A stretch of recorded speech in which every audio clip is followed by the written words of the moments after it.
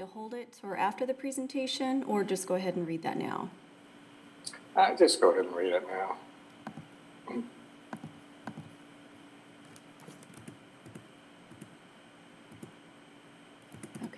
I'll forget if I have to come back to it. Sure.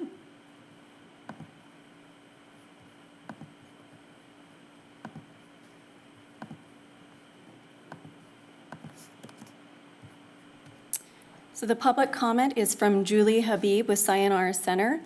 Her comment is, we at the Sayonara Center were devastated when schools closed down in mid-March. We immediately came up with a plan that allowed us to continue to connect in a small way with our students and their families.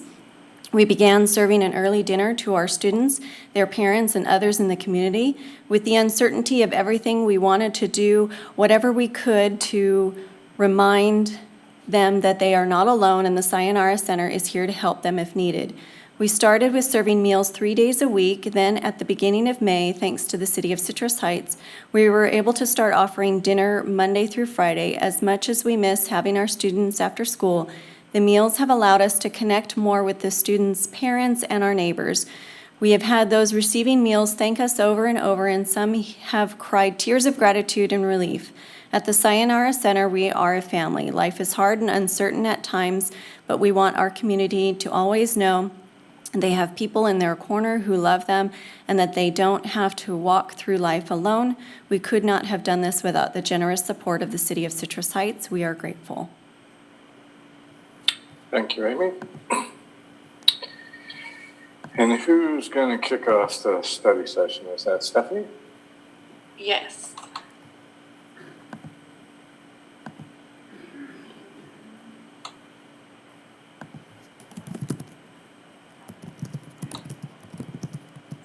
Okay, thank you, Mayor, Council. Tonight we're here to talk about 2 housing funding opportunities that the city has.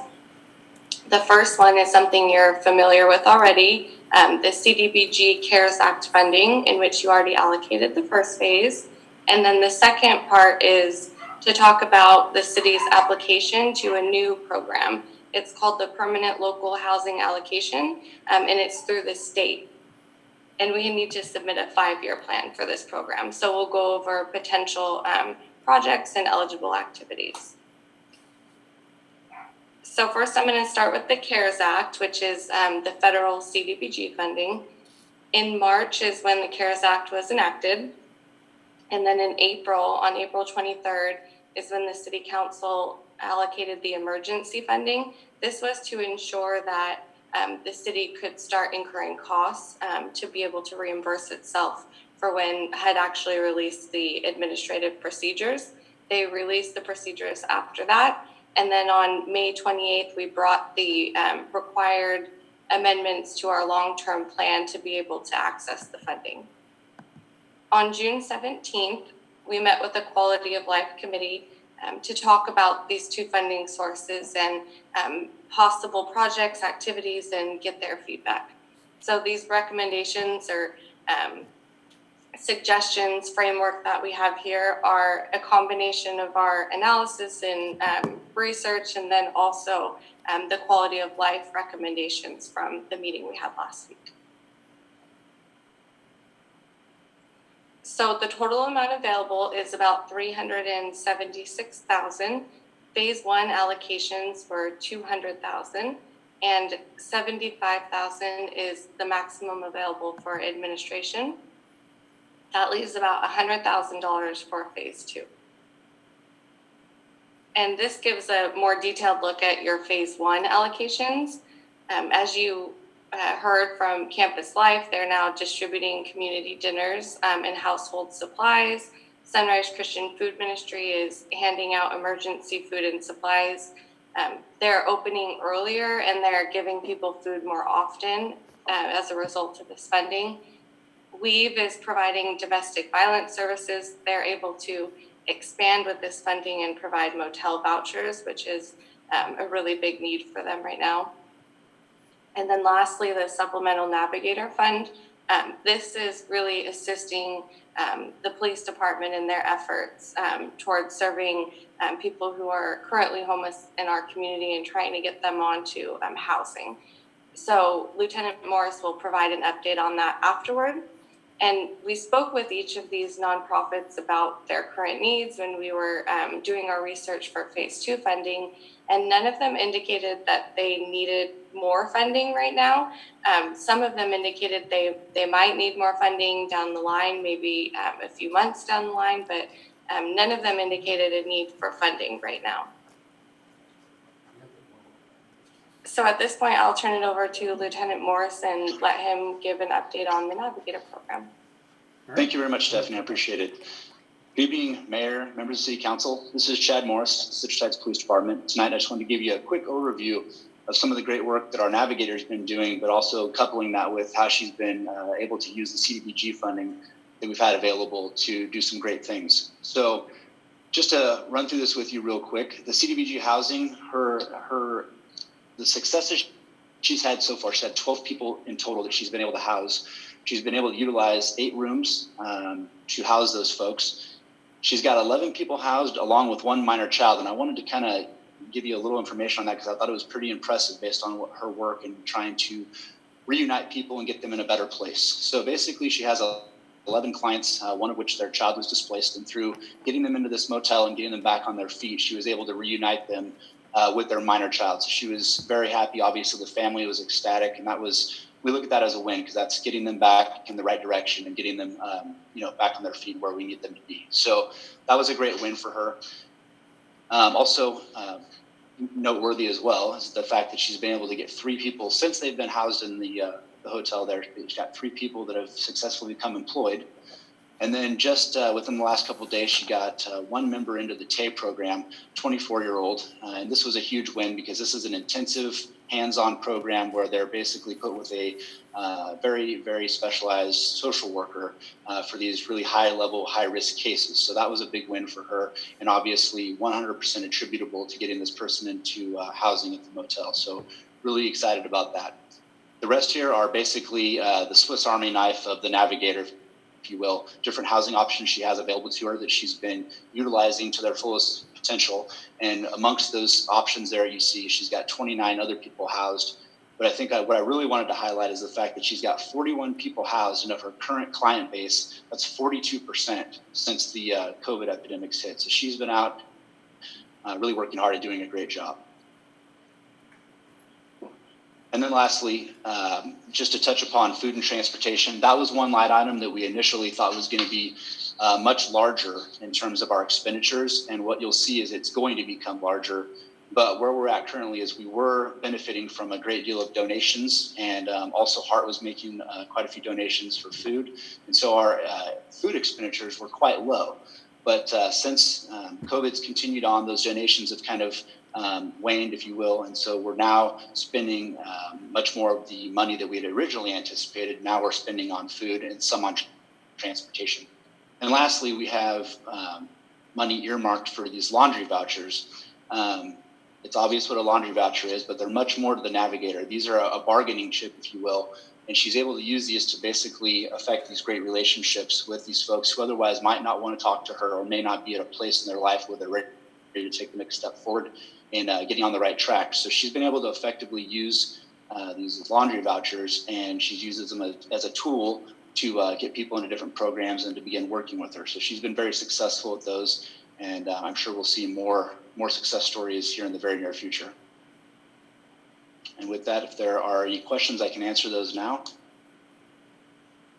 And if not, I can pass it back over to Stephanie. Yes, sir. Any questions for Lieutenant Morris? No, just very impressive results, though. Amazing how much she's accomplished in a very short period of time. We're very proud of her. She's doing a great job. Thank you very much. Okay, so thank you, Lieutenant Morris. Moving on to the potential activities that we've identified for Phase 2 CDBG funding for the CARES Act. The first one is for the Renters Helpline. This is a service that Sacramento Self-Help Housing provides, and it's a regional partnership wherein we each pay our share of the cost. And everybody calls into the same number, so the service delivery is really seamless no matter where you live in Sacramento County.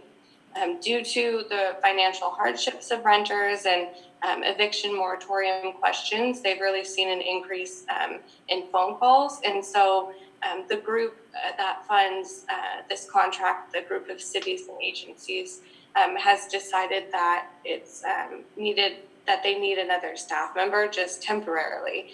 And so the 3 cities would fund a temporary staff member, and we would each pay $8,400. So this is our first recommendation or consideration for you. The second one is the Great Plates Delivered program. This is a great program that the city is offering to residents that offers them food, so they don't have to go out and get that for vulnerable populations. The city has to pay a match of that program, 6.25%, and currently it would be funded by the general fund. So we're hoping that we can utilize this funding source to be the city's required match for the Great Plates program. The funding estimate on the side isn't the final funding amount. That's why it says up to, because the program isn't finished yet. So we're not sure what the final cost will be. And so we can provide an updated cost once we have that number.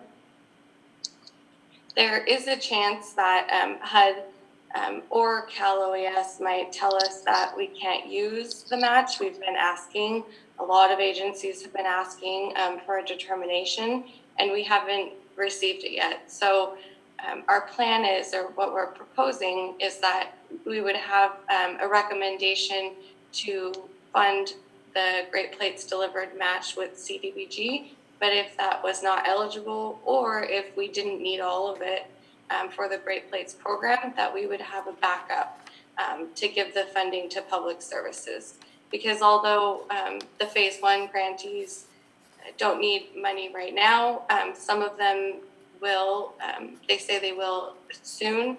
And then, we did hear from some other nonprofits who currently don't receive CDBG funding that also say that they need CDBG funding for services as well. So we think that there is still a need there, and in the event that the Great Plates Delivered match isn't eligible, that would be a backup consideration that we have proposed.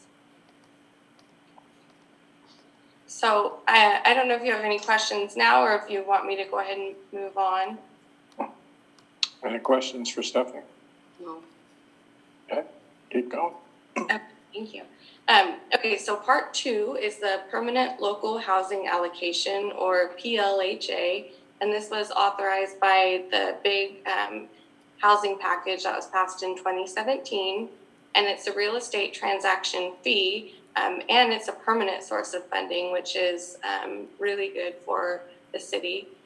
Citrus Heights is estimated to receive about $1.8 million over the next 5 years, which is about $376,000 a year.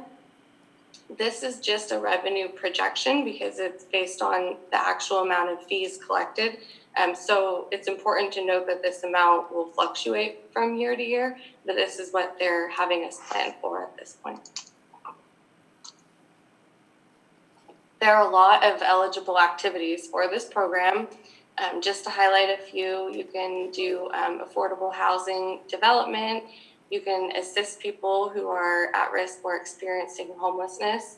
You can do home ownership opportunities like down payment assistance, and you can also provide incentives for affordable housing projects.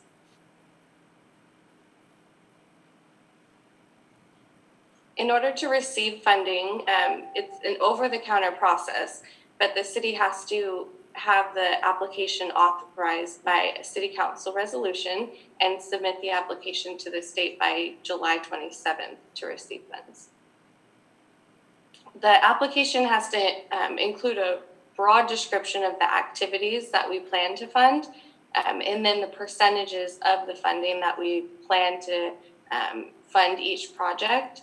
But we don't need to have specific activities identified right away. We can do that via resolution at a later date. And then we can also change any funding allocations by resolution as well. So we're not locked into the first application. This is how we access our funding, and then any changes can be made at a later date. Thinking about the eligible activities, we identified a few projects that fit within the guidelines, and we're recommending having these 3 broad categories within our application, and then identifying the activities listed below, but coming back to you to really specify what the later years would look like, because it's hard to project what the city might need, and we don't have the actual funding amounts either. So the first project is the Sayonara Drive redevelopment project.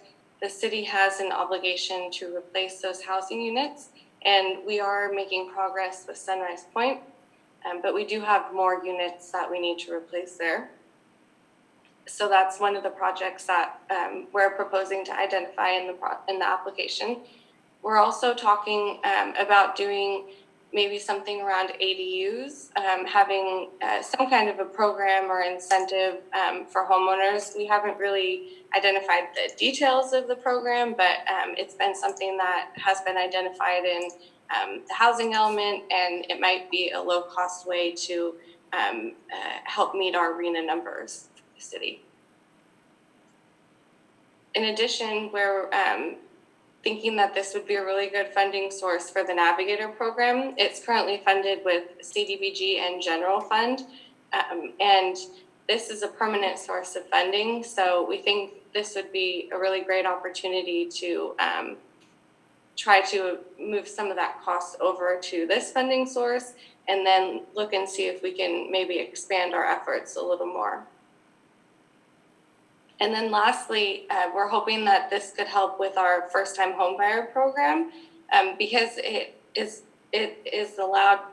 We are allowed to assist people earning up to 120% AMI in some cases. This could really help us to assist people who can qualify for a home given the high cost of homes right now. So we're hoping that this might help us fund some more first-time homebuyer program loans. And this is really a broad overview. As I said, we would come back with specific activities, and we're open to feedback as well. So the next steps for this funding, July 9th, we're bringing back the actual application for your consideration. This is the piece that we need in order to submit it to the state to get our funding. And that's due on July 27th. And then on August 13th, we plan to bring the other amendment to our long-term CDBG plan to incorporate the funding allocations for phase 2. So at this point, I'll turn it over to you, Mayor Slowey, and if you want to have a discussion, if you have any questions for me, whatever you prefer. Okay, thanks, Stephanie. I mean, it seems pretty straightforward. The proposals on the table all make sense. Obviously, you know, since we don't know about Great Plates, I like the contingency. We can always go out, you know, to the other nonprofits and see what they have. And while these are great suggestions, I heard you say that we're not locked into those programs.